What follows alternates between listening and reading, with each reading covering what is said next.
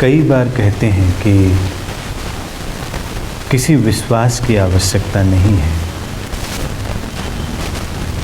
तुम संदेह के साथ यात्रा कर सकते हो, लेकिन संदेह के साथ चलना क्या तनाव से भरा हुआ नहीं है?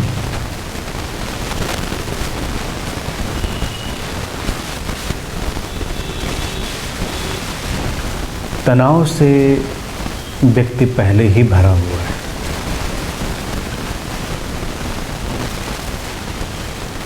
तुम्हारे विश्वास तुम्हें रिलैक्स नहीं करते हैं। विश्वास का भी एक बहुत गहरा तनाव होता है।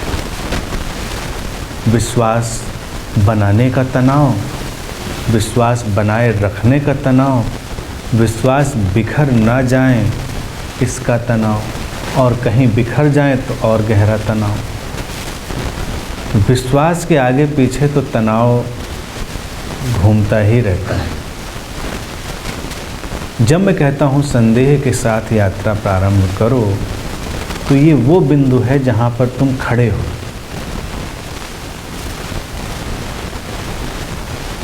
तुम अभी एक खोजने वाली मनोदशा में खड़े हो, जहाँ पर हर बात के प्रति निश्चित नहीं हुआ जा सकता। तुम्हारे मन में शंकाएं भी हैं, प्रश्न भी हैं। अतीत का जो अध्यात्म रहा है वो विश्वास पर जोर देता रहा है कि पहले विश्वास करो तब चलो। ऐसी विचारधाराएं असफल हो जाने वाली हैं, और वो असफल होती रही हैं, आज भी वो असफल हो रही हैं।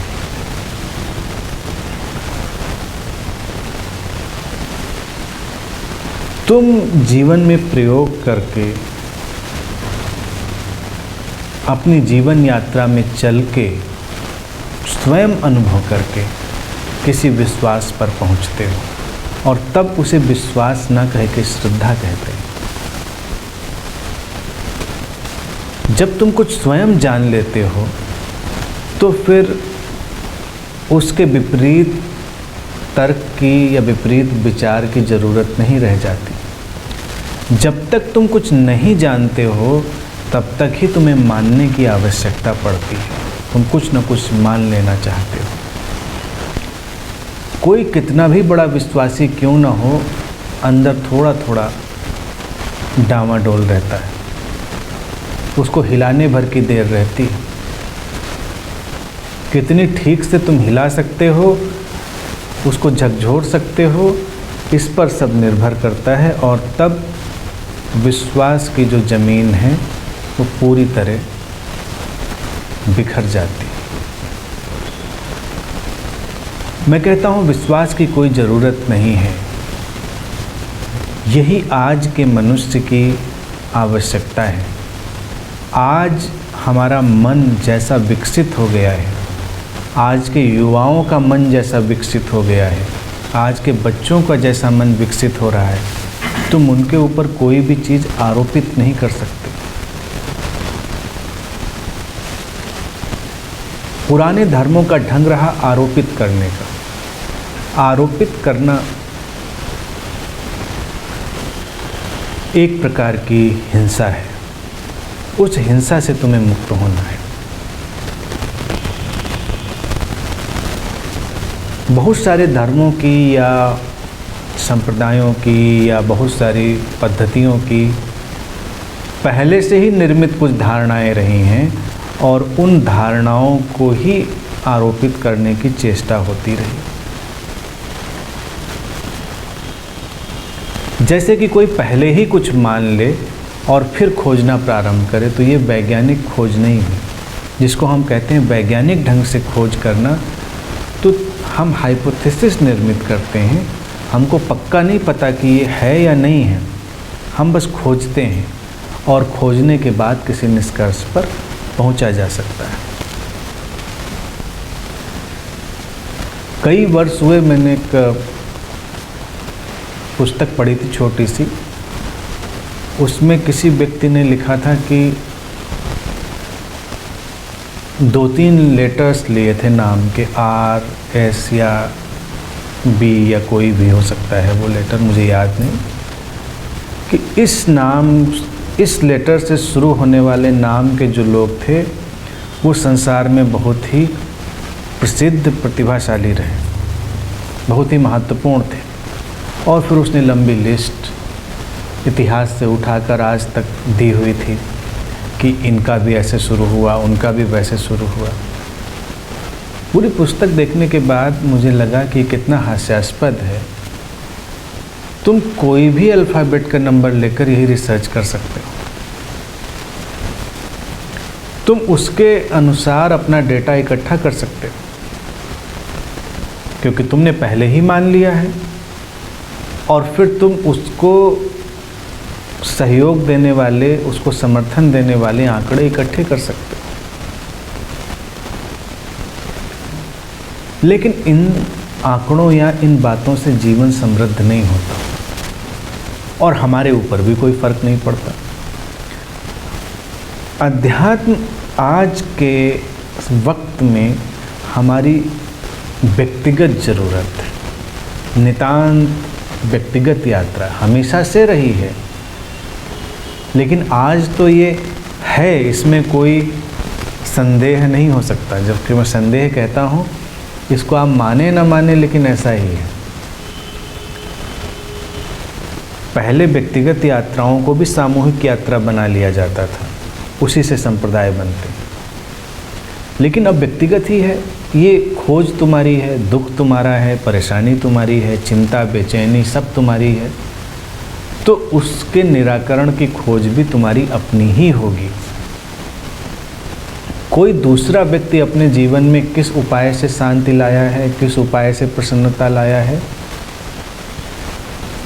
वो तुम्हारे किसी काम का नहीं। तुम्हें अपने उपाय खुद निर्मित करने पड़ेंगे, और वो तभी संभव है जब हम जीवन में ईमानदारी से चलें। संदेह के साथ चलने का अर्थ होता है ईमानदारी से चलना। संदेह की एक अवस्था जो अभी शुद्ध नहीं है, वो आक्रामक होती है, और उसी के साथ वो सुरक्षात्मक भी होती है, एग्रेसिव एंड डिफेंसिव, कि हम अपने संदेहों के माध्यम से अपने को बचाना चाहते हैं, या हम अपने संदेहों के माध्यम से दूसरे पर आघात करना चाहते हैं, आक्रमण करना चाहते हैं कि मैं ऐसा नहीं मानता। कोई व्यक्ति अच्छा है और तुम बस तुरंत कहो कि मैं नहीं मानता, मुझे इसमें संदेह है। तुम्हें संदेह खोज का नहीं है कि तुम्हें सचमुच में बात पता नहीं कि अच्छा है कि नहीं है, तुम तो बस चोट पहुंचाना चाहते हो, तुम तो आघात करना ही चाहते हो, इसलिए तुम संदेह का पत्थर उछाल देते हो।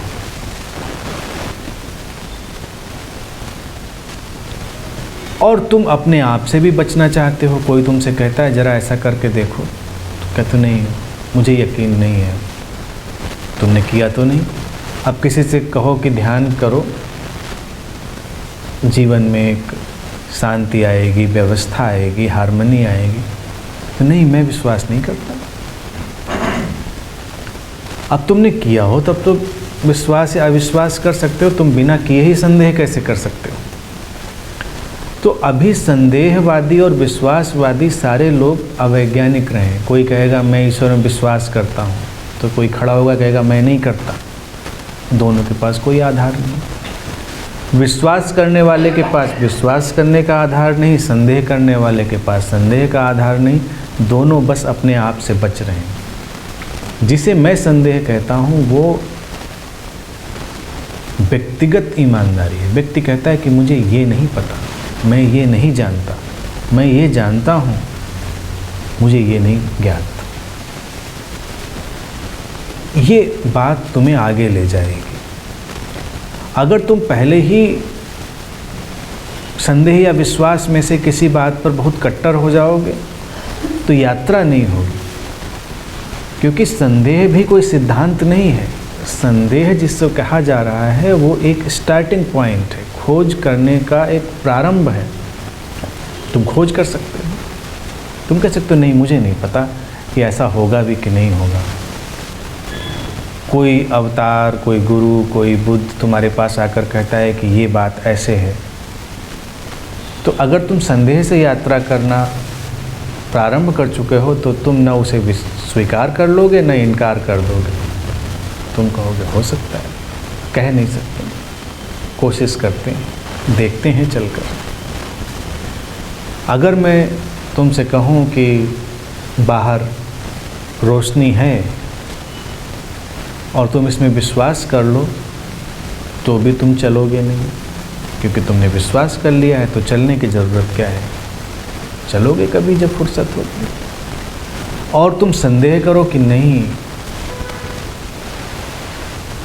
ये व्यक्ति जरूर झूठ बोल रहा है, कोई रोशनी नहीं, ऐसे कहीं रोशनी होती, कह देने से रोशनी हो जाती, तो भी तुम चलोगे नहीं।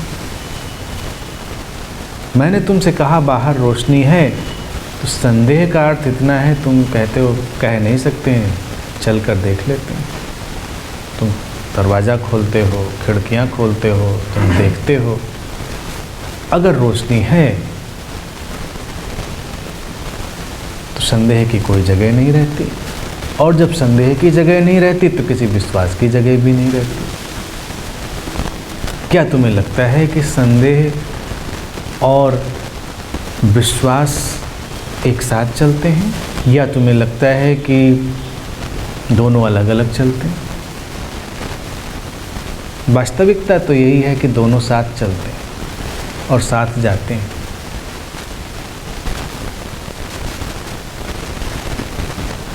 तो जिस संदेह की मैं बात कह रहा हूँ व्यक्तिगत ईमानदारी, तुम कहते हो बस मुझे इतना पता है, मैं आगे देखना चाहता हूँ। तुम्हारे जीवन में पीड़ा है, तुम कह सकते हो कि हाँ पीड़ा है। अब किसी को ध्यान में अगर हम आगे ले जाएं तो वो व्यक्ति बड़ी उलझन में होता है। वो ध्यान के बारे में जितने सिद्धांत आज तक सुन चुका है वो सारे लगा लेता है अपने ऊपर, और दूसरे भी उसके ऊपर लगा देते हैं। शांति, आनंद, दिव्यता, जितने भी हो सकते हैं सिद्धांत, और वो व्यक्ति अपने अंदर वो सारी चीज़ें पाता भी नहीं। ऐसा भी नहीं कि नहीं पाता है, उसको क्रोध भी आता है, उसकी इच्छाएं भी हैं, उसकी वासनाएं भी हैं, उसको बहुत सारी चीज़ें पकड़ती हैं, लेकिन उसको ध्यान भी पकड़ता है, उसको शांति भी पकड़ती है। तो इसमें विश्वास की ज़रूरत नहीं है कि तुम ये मानकर पहले से ही चलो कि ध्यान में ऐसा ही होता है। संदेह के साथ चलने का अर्थ है तुम खोज रहे हो कि शांति जरूर होती होगी, लेकिन अशांति भी है, बेचैनी भी है। क्रोध जाता है लेकिन क्रोध है अभी, और तुम चलना जारी रखे हुए हो, तो धीरे धीरे एक रूपांतरण आएगा और बहुत सारी चीज़ें बदलेंगी। तो जो व्यक्ति इस तरह सहज ईमानदारी पूर्वक अपने जीवन को जीने लगता है, वही सही अर्थों में आध्यात्मिक व्यक्ति होता है। बाकी अगर हम इस तरह से नहीं चल पाते हैं तो हम आडंबर को ओढ़ लेते हैं। आडंबर हम विश्वास के नाम पर भी ओढ़ते हैं, और आडंबर हम संदेह के नाम पर भी ओढ़ते हैं, दोनों के नाम पर ही ओढ़ते हैं। वास्तविक संदेह से जब यात्रा करोगे तो किसी आडंबर की जरूरत, तुम जैसे हो वैसे हो सकते हो।